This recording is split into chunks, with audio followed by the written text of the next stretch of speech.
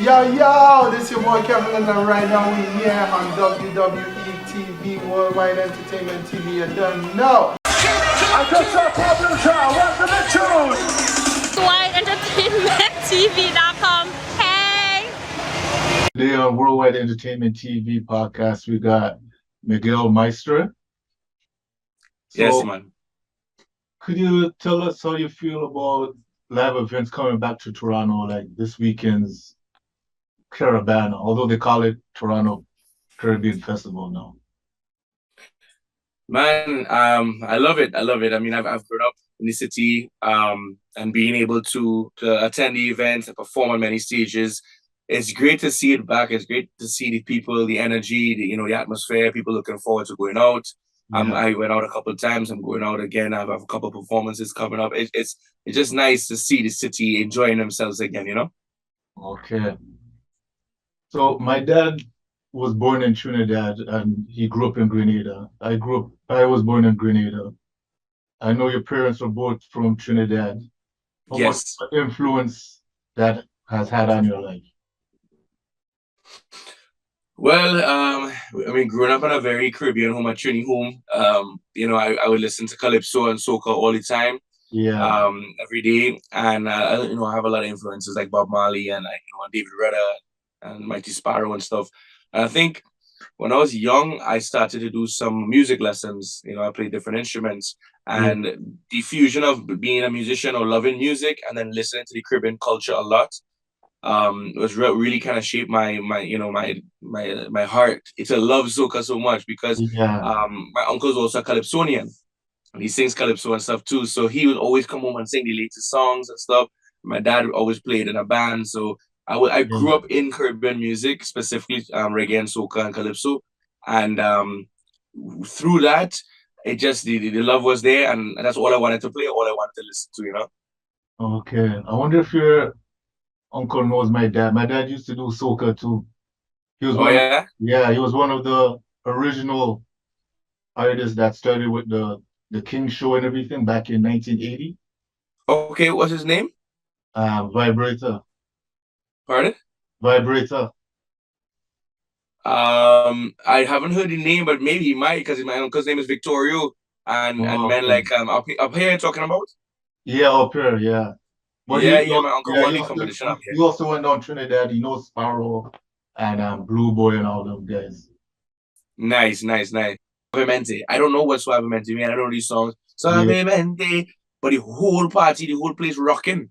Yeah. We love the melodies, we love the vibration. So what was holding back soca for a while was soca is based on a festival of 2 days. Everybody know soca music came about and calypso mostly for Carnival.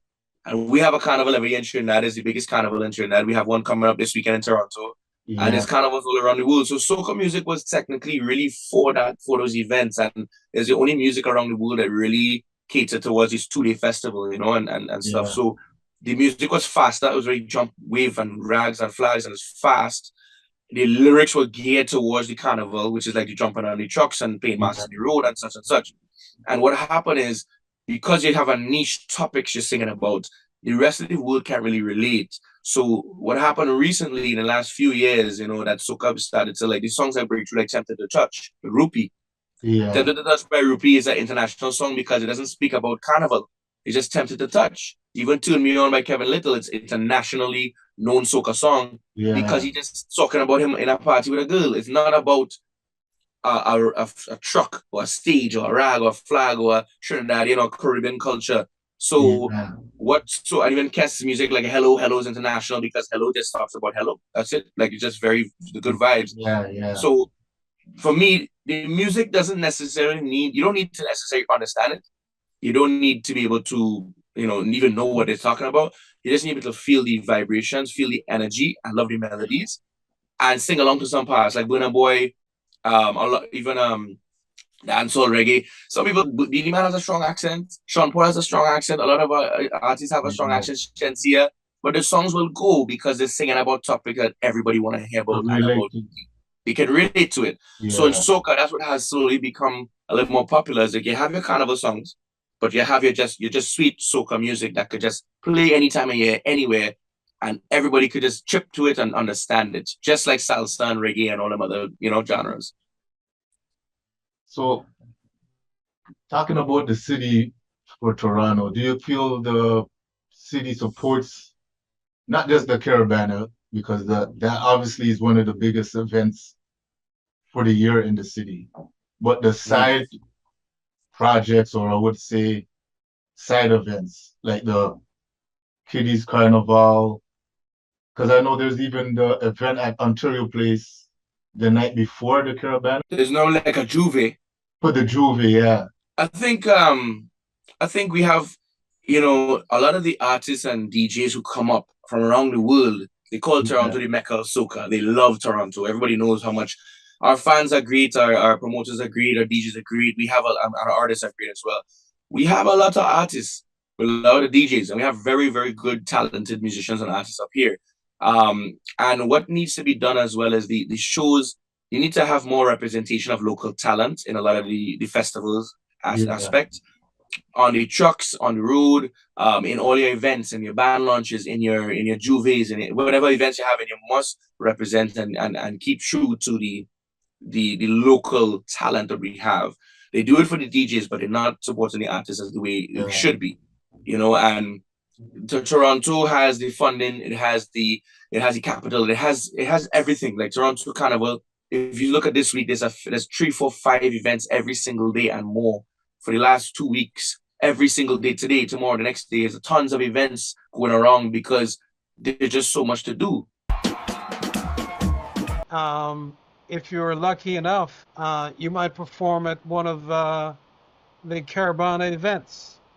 I remember Aishan People, one of the first reggae bands in town, where Johnny Osborne was a lead singer, was performing over the island. Yeah. Playing reggae music as part of that.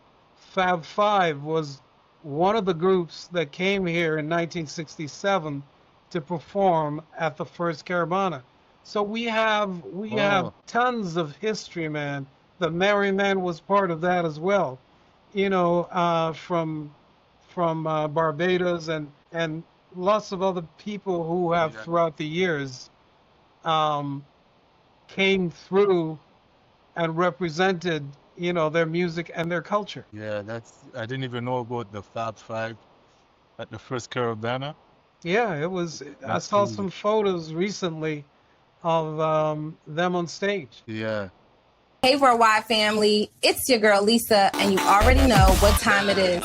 Tirana is heating up with Caribana Weekend 2025. This weekend, the city turns all the way up as we celebrate Caribbean culture, music, food, and most importantly, the vibes. From the King and Queen Showcase to the legendary Grand Parade down Lakeshore Boulevard, Caribana is where the world meets the islands, Toronto style. Check out our archives on our YouTube channels of Caribbean culture with past events and interviews.